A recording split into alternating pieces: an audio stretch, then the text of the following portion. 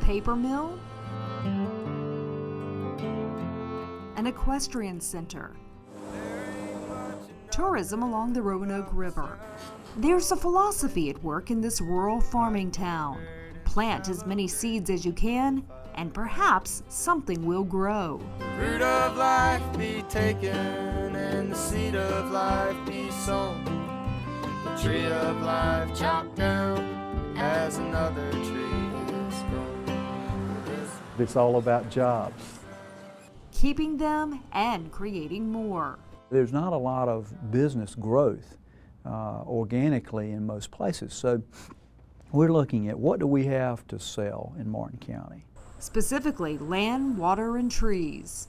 There's some great opportunities here. When you look at 17 and 64 interchange in Martin County, when you look at the forest basket that is here, the potential for trees and what can be done with that. We're looking at Domtar that's just reinvested money in the region, so it's going to be here for some time in the future. For a while, that future was in doubt.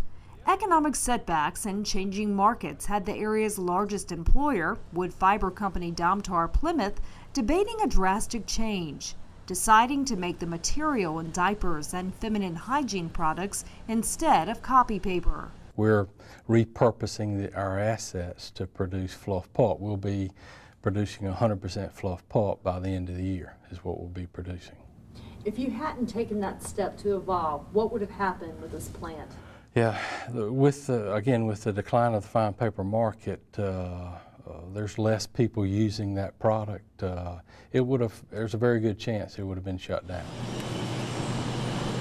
About 1,500 people used to work at the former Weyerhaeuser plant. Today, the number is closer to 530, and a lot more jobs are linked to the industry, including the 400 or so truck drivers who haul trees here every day. But getting the money, around $72 million to pay for plant upgrades, wasn't easy. Getting that capital was tough. The state of North Carolina helped us and counties helped us, but whether we were going to be able to get the capital to make this happen was nip and tuck for a while there. As Dennis sees it, the key to survival was creativity and the ability to evolve.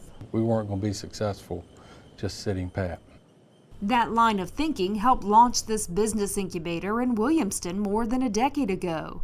It used to be an old shopping center. The businesses decided they needed to be in a different location, and when they left, it just became a deteriorating eyesore for the community. Today, the Telus Center gives the community meeting space, classrooms to educate and train the workforce, and public internet access. But the main goal was to offer startup businesses taxpayer-subsidized office space and opportunity in Martin County. We have had a decline in population, and it's simply quite a matter of young people move out and go other places for seeking jobs and opportunities, and we would like to see us stabilize that reduction in population.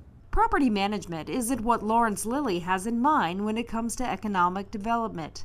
But success these days, according to Lilly, is finding a way to keep what you already have. 4 years ago, Callie Northern was a laid-off worker. With the help of the Telus Center, Callie has started and grown her grant writing and consulting business and now has 7 employees. I want to become as large as possible. I mean, when you're a small business owner, you know, the sky's the limit. You don't limit yourself and put yourself in a box. So I want to grow. And when pharmaceutical company Quintiles wanted to expand its Research Triangle Park operation, they used the Telus Center to conduct interviews and training before locating next door in 2007. Having a site here allows them to have work done in the continental United States in an area where they can take advantage of the cost efficiencies provided in a rural area. 20 people work here at the Quintiles Data Center. For Becky Edwards, it was a chance to come back home, just about an hour and a half from corporate headquarters. When you grow up in a small town, there are not job opportunities there.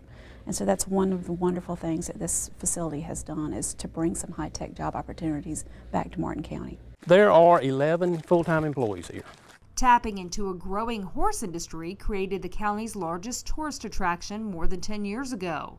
It's North Carolina's largest equine facility. This is our horse hotel, and this is You know, this is what brings money into the community is horses in these stalls.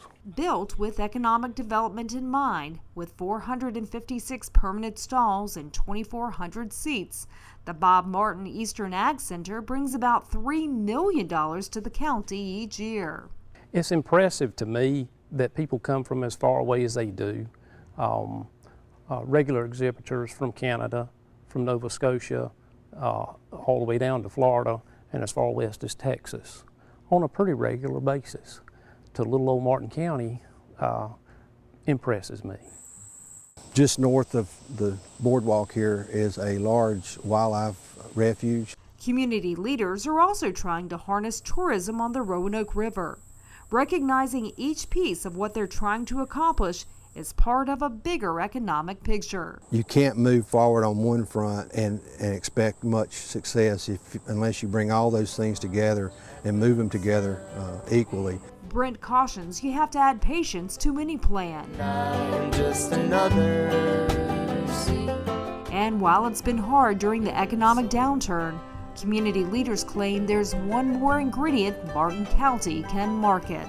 If they have multiple options and somebody out there just wants them more than somebody else and they feel that they can make a difference there, in the final analysis, that can be the piece that makes that decision come our way. And the seed of life be sown, the tree of life chopped down as another tree is grown. Well, this much has been said.